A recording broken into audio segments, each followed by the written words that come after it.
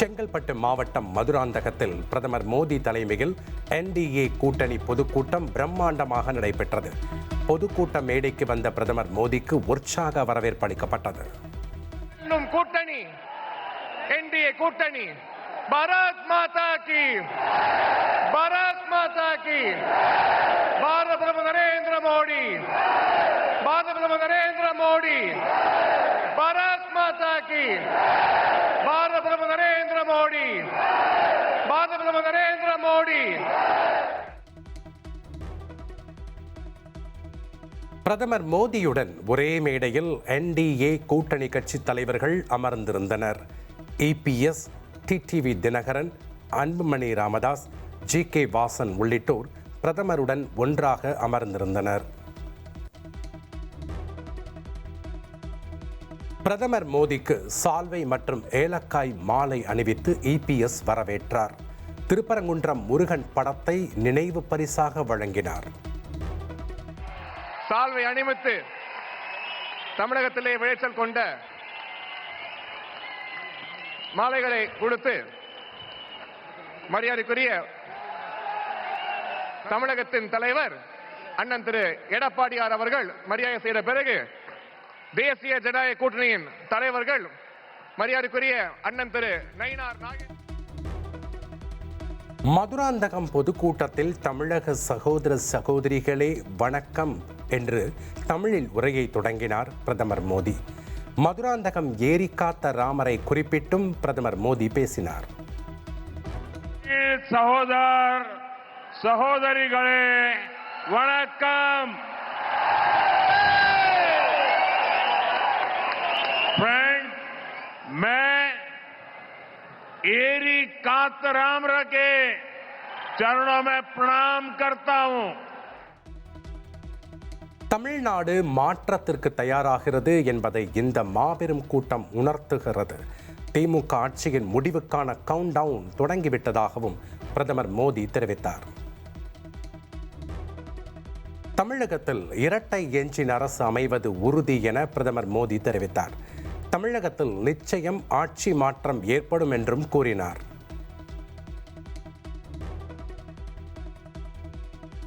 திருப்பரங்குன்றத்தில் தீபம் ஏற்ற விடாமல் தடுத்ததாக திமுக அரசை பிரதமர் மோடி விமர்சித்தார். தமிழ்நாட்டின் கலாச்சாரத்தை திமுக மதிக்கவில்லை என்றும் குற்றம் சாட்டினார். தமிழகத்திற்கான திட்டங்களுக்கு மத்திய அரசு நிதி வழங்கவில்லை என முதல்வர் குற்றம் சாட்டியிருந்த நிலையில் பாஜக ஆட்சியில் தமிழகத்திற்கு 14 லட்சம் கோடி ரூபாய் வழங்கப்பட்டுள்ளதாக பிரதமர் மோடி தெரிவித்தார். தமிழ்நாடு எவ்வளவு வேகமாக வளர்கிறதோ இந்தியாவும் அவ்வளவு வேகமாக வளரும் என்றும் கூறினார். கூட்டத்தில் தனது தாயாரின் படத்தை காண்பித்த சிறுமியை பார்த்து நெகிழ்ந்த பிரதமர் மோடி சிறுமியின் முகவரியுடன் புகைப்படத்தை பெற்றுக்கொண்டார். आपसे वो कलेक्ट कर लें और ये बिटिया अपना अगर नाम पता लिख देगी तो मैं जरूर आपको चिट्ठी लिखूंगा. நான் என் உரையை மேலும் தொடர்வதற்கு முன்பாக குழந்தையின் பெயர் முகவரியை தயவு செய்து அதிலே குறித்துக் கொடுங்கள். थैंक यू बेटा, thank you.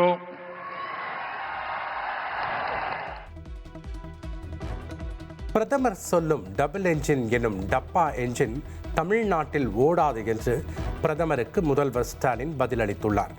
Double engine மாநிலங்களான Uttar Pradesh, மத்திய பிரதேசம், பீகாரை விட தமிழ்நாடு, கேரளா, மேற்கு வங்கம் உள்ளிட்ட டப்பா என்ஜின் நுழையாத மாநிலங்கள்தான் வளர்ச்சியில் கொடி கட்டி பறப்பதாகவும் கூறியுள்ளார். டெல்லியின் ஆணவத்துக்கு தமிழ்நாடு தலை குனியாது என்று முதல்வர் ஸ்டாலின் தெரிவித்துள்ளார். தமிழுக்கும் தமிழ்நாட்டுக்கும் பாஜக செய்யும் துரோகங்களை நீங்கள் மறைத்தாலும் தமிழ்நாட்டு மக்கள் ஒருபோதும் மறக்க மாட்டார்கள் என்றும் பதிவிட்டுள்ளார்.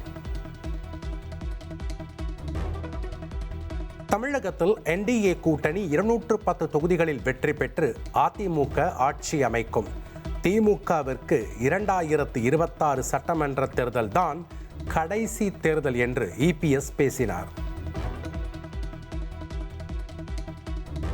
மரியாதைக்குரிய சகோதரர் என்று டிடிவி தினகரனை வரவேற்று பேசிய இபிஎஸ், பிரதமர் மோடி துணை நிற்கிறார், என்டிஏ கூட்டணி வலுவான கூட்டணி என்றும் தெரிவித்தார்.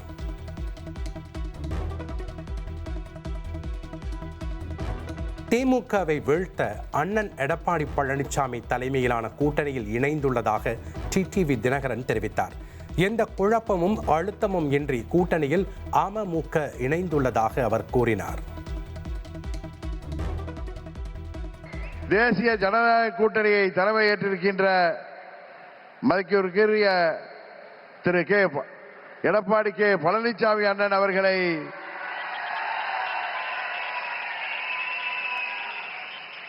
முழுமனதோடு ஏற்றுக்கொண்டு வந்திருக்கிறோம்.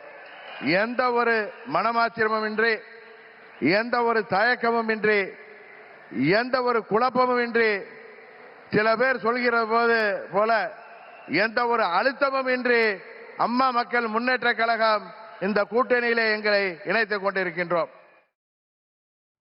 பிரதமர் மோடி சென்னை வந்துள்ள நிலையில் சூரியன் மறைந்துள்ளதாக பாஜக மாநில தலைவர் நைனா நாகேந்திரன் தெரிவித்தார். மதுராந்தகம் கூட்டத்தால் சட்டமன்றத்தில் பதற்றம் ஏற்பட்டுள்ளதாகவும் அவர் கூறினார். கொடுத்த வாக்குறுதிகளை திமுக நிறைவேற்றவில்லை என்று அன்புமணி ராமதாஸ் குற்றம் சாட்டினார்.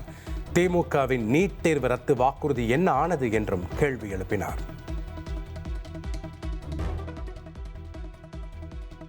தேசிய ஜனநாயக கூட்டணி பொதுக்கூட்டத்தில் தாம் நிறுவிய பாட்டாளி மக்கள் கட்சியின் மாம்பழ சின்னம் பயன்படுத்தப்பட்டிருப்பது வன்மையாக கண்டிக்கத்தக்கது என்று பாமக நிறுவனர் ராமதாஸ் சாடியுள்ளார். இதுகுறித்து அவர் வெளியிட்டுள்ள அறிக்கையில், எடப்பாடி பழனிசாமி தலைமையிலான கூட்டணியில் இணைந்துள்ள ஒரு பிரிவினர் தேர்தல் ஆணையத்தால் அங்கீகரிக்கப்படாத சின்னத்தை பயன்படுத்துவதாகவும், நாட்டின் பிரதமரே பங்கேற்கும் மேடையில் அதனை காட்சிப்படுத்துவது சட்டவிரோதமானது எனவும் சாடியுள்ளார்.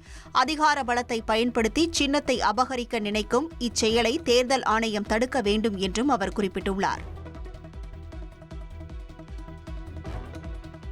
மதுராந்தகத்தில் பொதுக்கூட்டம் முடிந்த பிறகு எடப்பாடி பழனிசாமியும் டிடிவி தினகரனும் அருகருகே அமர்ந்து செய்தியாளர்களை சந்தித்தனர். அனைத்தையும் மறந்து ஒன்றாக இணைந்துள்ளதாக எடப்பாடி பழனிசாமி தெரிவித்தார். 2017 ஆண்டை போல் இப்போதும் அண்ணன் தம்பியாக உள்ளதாக அமமுக பொதுச் செயலாளர் டிடிவி தினகரன் தெரிவித்துள்ளார். இபிஎஸும் தானும் இணைந்து பிரச்சாரம் செய்வோம் என்றும் கூறினார்.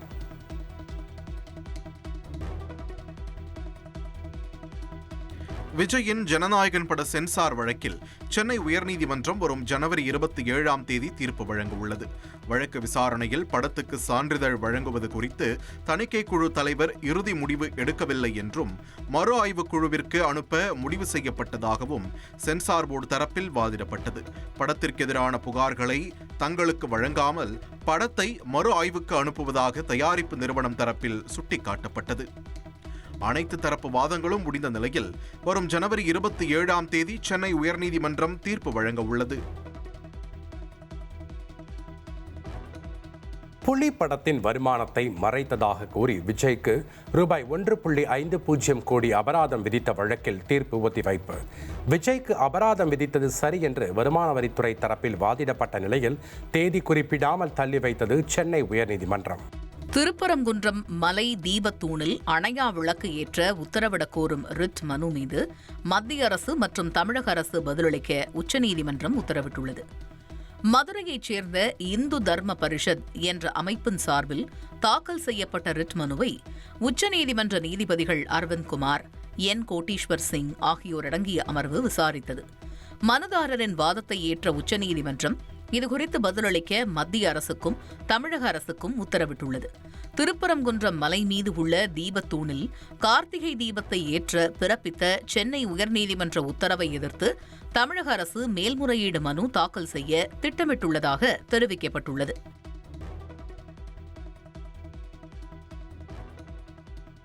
ஜல்லிக்கட்டு போட்டியில் பங்கேற்கும் மாடுபிடி வீரர்களுக்கு ஆயுள் காப்பீடு கட்டாயம் என்ற விதி தளர்த்தப்படும் என தமிழக அரசு அறிவித்துள்ளது.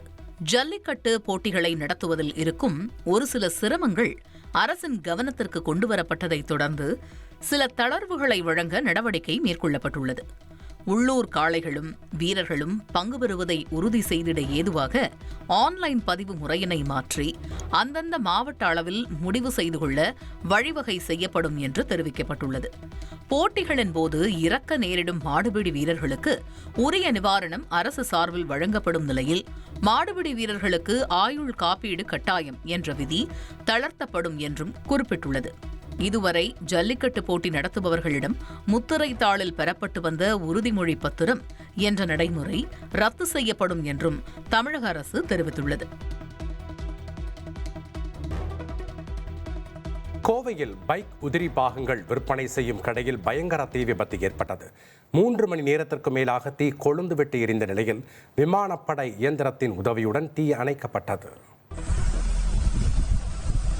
ஜம்மு காஷ்மீரில் மீண்டும் பனிப்பொழிவு தொடங்கியதால் தேசிய நெடுஞ்சாலை மூடப்பட்டதுடன் விமான சேவையும் பாதிக்கப்பட்டது. ஜம்மு காஷ்மீரில் நடப்பாண்டில் முதல் முறையாக பனிப்பொழிவு தொடங்கியிருக்கிறது. வானிலிருந்து பஞ்சு துகள் போல கொட்டிய பனியால் பனிஹால் சுங்கச்சாவடியில் கடும் சிரமத்திற்கு இடையே வாகன ஓட்டிகள் வாகனங்களை இயக்கினர். இதேபோல பத்காம் பகுதியில் கொட்டிய பனியால் வீடுகளின் மேற்கூரையும் மரக்கிளைகளும் வெண்போர்வை போர்த்தியது போல் காட்சியளிக்கின்றன. ஸ்ரீநகரில் சாலையே தெரியாத அளவுக்கு பனிக்கட்டிகள் இயந்திரம் மூலம் அகற்றப்பட்டன. ஜம்மு காஷ்மீரில் அதீத பனிப்பொழிவால் தேசிய நெடுஞ்சாலை மூடப்பட்டது. மேலும் ஸ்ரீநகரில் தற்காலிகமாக விமான சேவை ரத்து செய்யப்படுவதாக இண்டிகோ நிறுவனம் தெரிவித்துள்ளது. ஜம்மு காஷ்மீரில் பனிப்பொழிவு அதிகரித்த நிலையில் பனிமூட்டத்துக்கு இடையே வந்தே பாரத் ரயில் பயணித்தது. கத்ரா ஸ்ரீநகர் வழித்தடத்தில் இருப்பு பாதையின் இருபுறமும் பனி சூழ்ந்ததால் மிதமான வேகத்தில் வந்தே பாரத் ரயில் சென்றது.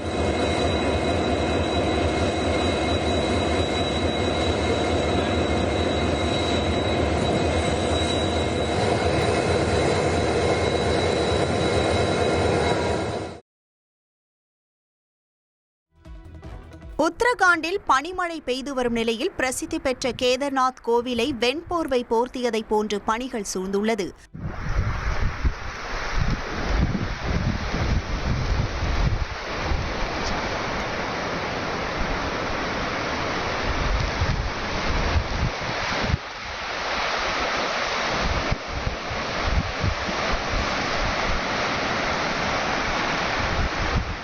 குளிர்காலத்தையொட்டி கேதார்நாத் கோவில் நடை அண்மையில் சாத்தப்பட்டது. இமயமலை உச்சியில் அமைந்துள்ள அந்த கோவிலில் ராணுவ வீரர்கள் பாதுகாப்பு பணியில் ஈடுபட்டுள்ளனர்.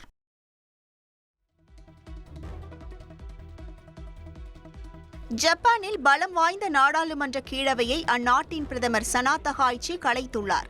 ஜப்பானின் முதல் பெண் பிரதமராக 3 மாதங்களுக்கு முன் பொறுப்பேற்ற சனா முன்கூட்டியே தேர்தலை எதிர்கொள்ளும் வகையில் நாடாளுமன்ற கீழவையை கலைப்பதாக அறிவித்துள்ளார். ஆளும் லிபரல் டெமோக்ரேட் கட்சியில் செல்வாக்கு மிக்க தலைவராக திகழும் அவர் அதே பலத்தில் மீண்டும் அரியணையை கைப்பற்றும் விதத்தில் முன்கூட்டியே தேர்தலை நடத்த வியூகம் வகுத்துள்ளார். அந்த வகையில் பிப்ரவரி 8ஆம் தேதி நடைபெறும் பொது தேர்தலுக்கான பிரச்சாரம் வரும் 27ஆம் தேதி தொடங்குகிறது. இதில் பெரும்பான்மை பலத்தில் வெற்றி பெறும் பட்சத்தில் ஜப்பான் பிரதமராக சனா தகாய்ச்சி நீடிப்பது மட்டுமின்றி கூட்டணி கட்சிகளின் தயவு இல்லாமல் மசோதாக்களை நிறைவேற்ற முடியும் என்பது குறிப்பிடத்தக்கது. நியூசிலாந்து அணிக்கு எதிரான 2வது T20 போட்டியில் இஷான் கிஷன் கேப்டன் சூரியகுமார் யாதவின் அதிரடி ஆட்டத்தால் இந்திய அணி 7 விக்கெட் வித்தியாசத்தில் வெற்றி பெற்றது. நியூசிலாந்து அணி 20 ஓவர்களில் 208 ரன்கள் குவித்த நிலையில் 16வது ஓவரில் இந்திய அணி இலக்கை சேஸ் செய்தது. இதன் மூலம் 5 போட்டிகள் கொண்ட தொடரில் 2-0 என்ற கணக்கில் இந்திய அணி முன்னிலை வகிக்கிறது.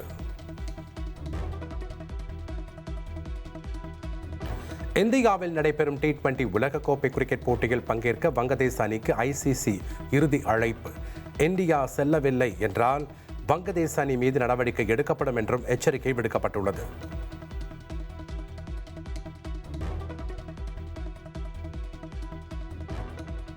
ICC T20 உலகக்கோப்பைக்கான பாடலை இசையமைப்பாளர் அனிருத் உருவாக்க உள்ளதாக அதிகாரப்பூர்வ அறிவிப்பு வெளியாகியுள்ளது.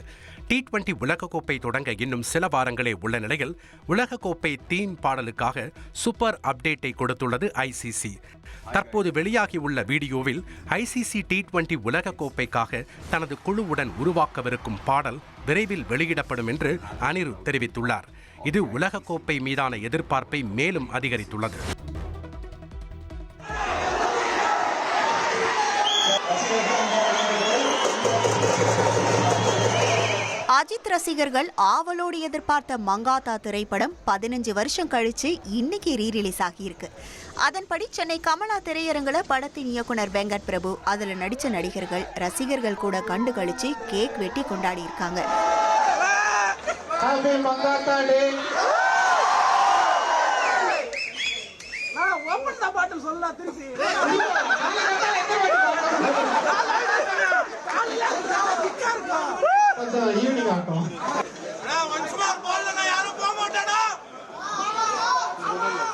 படத்தின் முதல் காட்சி முடிஞ்ச பிறகு இயக்குனர் வெங்கட் பிரபு மற்றும் பிரபலங்கள் செய்தியாளர்களை சந்திச்சு தங்களோட உற்சாகமான அனுபவத்தை பகிர்ந்துகிட்டாங்க. கிளைமேக்ஸ் எல்லாம் பார்த்துருப்பீங்க, வெளியில சொல்லிடாதீங்க பப்ளிக்கு, அவங்க சர்ப்ரைஸோட வந்து பார்க்கணும்.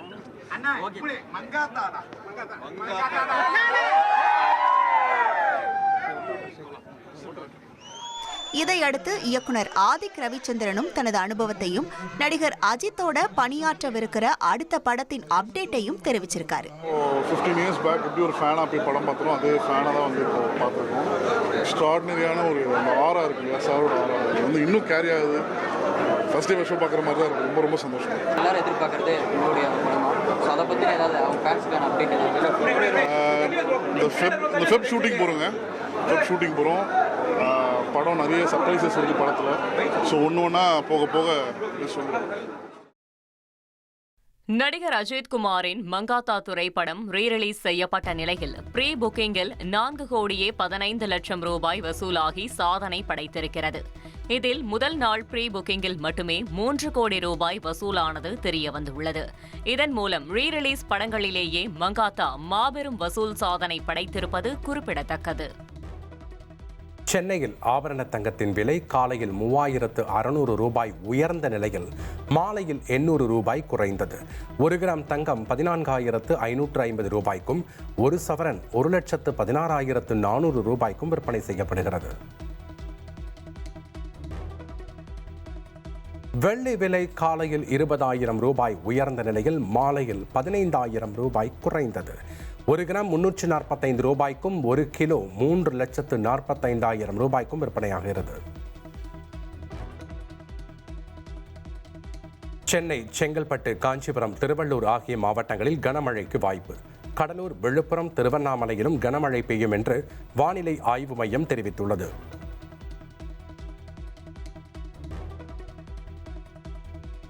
கடந்த டிசம்பர் 23ஆம் தேதி இலங்கை கடற்படையால் கைது செய்யப்பட்ட ராமேஸ்வரம் மீனவர்கள் 12 பேர் விடுதலை. தலா 44,500 ரூபாய் அபராதத்துடன் விடுதலை செய்தது இலங்கை நீதிமன்றம்.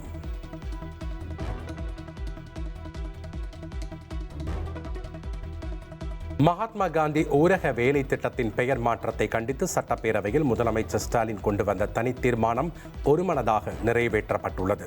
ஊரக வேலை திட்டத்தில் மகாத்மா காந்தியின் பெயரை மாற்றக்கூடாது, திட்டத்திற்கான நிதியை மத்திய அரசே முழுமையாக வழங்க வேண்டும் என்று முதலமைச்சர் வலியுறுத்தியுள்ளார்.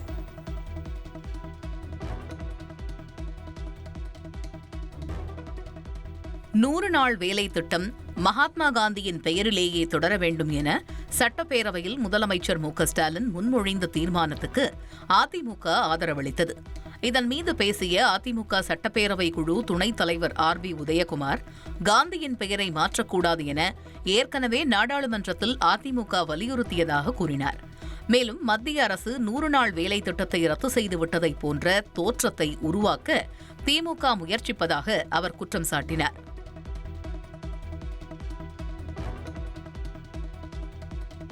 கறிக்கோழி உற்பத்தி தொழிலாளர்கள் உரிமையாளர் பிரச்சினை தொடர்பாக சட்டப்பேரவையில் அதிமுக சார்பில் சிறப்பு தீர்மானம் கொண்டுவரப்பட்டுள்ளது. கறிக்கோழி வளர்ப்புக்கான கூலியை 6 ரூபாய் 50 காசுகளாக உயர்த்தி வழங்க வேண்டும் என்று தீர்மானத்தில் வலியுறுத்தப்பட்டுள்ளது.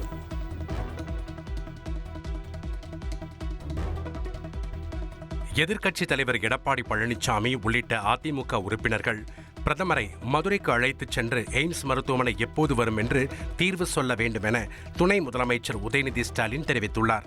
சட்டப்பேரவையில் பேசிய அவர், தேர்தல் வரப்போவதால் பிரதமர் 10 முறை தமிழகம் வருவார் என்று தெரிவித்தார். பிரதமரை மதுரைக்கு அழைத்துச் சென்று எய்ம்ஸ் மருத்துவமனை எப்போது வரும் என்று தீர்வு சொல்ல வேண்டும் என்றும் வலியுறுத்தினார்.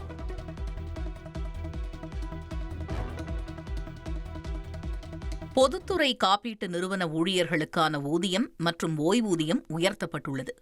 பொதுத்துறை காப்பீட்டு நிறுவனங்கள், தேசிய வேளாண்மை மற்றும் ஊரக வளர்ச்சி வங்கி ஆகியவற்றின் ஊழியர்களுக்கான ஊதியத்தை மாற்றியமைக்கவும் ரிசர்வ் வங்கி, நபார்டு ஆகியவற்றில் ஓய்வு பெற்ற ஊழியர்களுக்கான ஓய்வூதிய திருத்தத்திற்கும் மத்திய அரசு ஒப்புதல் அளித்துள்ளது.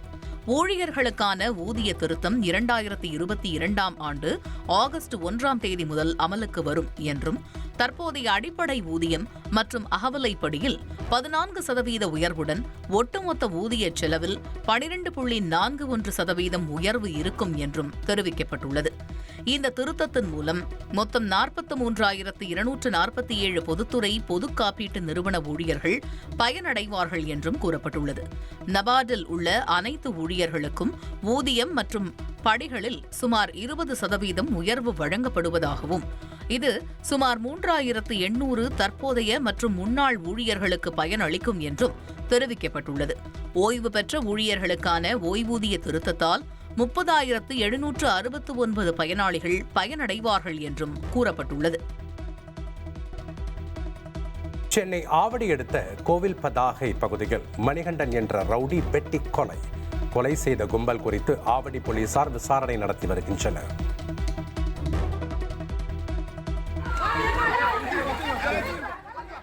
திருவண்ணாமலை மாவட்டம் செங்கம் அருகே காதலனுடன் சென்ற பெண்ணை பெற்றோர் வலுக்கட்டாயமாக அழைத்துச் செல்ல முயன்றதால் பரபரப்பு ஏற்பட்டது.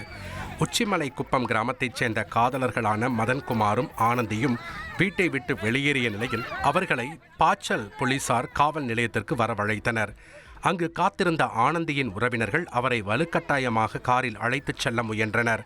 அவர்களிடமிருந்து ஆனந்தியை மீட்டு போலீசார் விசாரித்த போது ஆனந்தியின் பெற்றோர் அவருடைய காலில் விழுந்து கெஞ்சினர். இதனால் மனம் மாறிய ஆனந்தி காதலனை பிரிந்து பெற்றோருடன் செல்வதாக தெரிவித்தார். இதையடுத்து இனி ஆனந்தியுடன் எந்த தொடர்பும் இல்லை என மதன்குமாரிடம் உறுதிமொழி பெற்றுக்கொண்டு போலீசார் அவரை அனுப்பி வைத்ததால் பரபரப்பான சூழல் நிலவியது. திருச்செந்தூர் சுப்பிரமணிய சுவாமி கோவில் அருகே திடீரென 60 அடி கடல் உள்வாங்கியதால் பச்சை நிற பாசி படிந்த பாறைகள் அதிக அளவில் வெளியே தெரிய தொடங்கின. வழக்கமாக நீராடும் இடத்திலேயே கடல் உள்வாங்கியதால் பக்தர்கள் சிரமம் அடைந்தனர். பாறைகள் கூர்மையாக இருப்பதால் காயம் ஏற்படாமல் தடுக்க கடற்கரை பாதுகாப்பு பணியாளர்கள் அந்த பகுதியில் நீராட அனுமதிக்கவில்லை.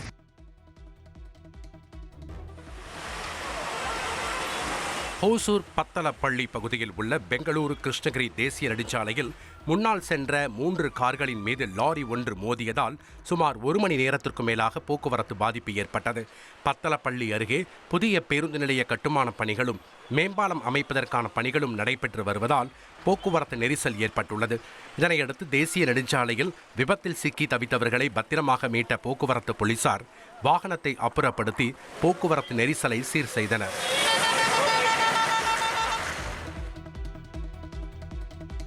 கேரளாவில் பாஜக ஆட்சி அமைந்தால் சபரிமலை தங்க கொள்ளையில் ஈடுபட்ட அனைவரும் சிறைக்கு அனுப்பப்படுவார்கள் என பிரதமர் நரேந்திர மோடி தெரிவித்தார்.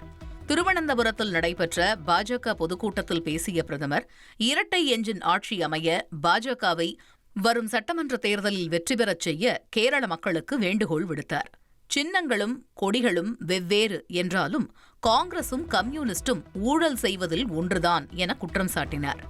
சபரிமலை மீதான நம்பிக்கையை தகர்க்கும் வகையில் முறைகேடுகள் நடைபெறுவதாகவும், கேரளாவில் பாஜக ஆட்சி அமைந்தால் தங்கக் கொள்ளை முறைகேட்டில் ஈடுபட்ட அனைவரும் சிறைக்கு அனுப்பப்படுவார்கள், இது மோடியின் கேரண்டி என்றும் குறிப்பிட்டார்.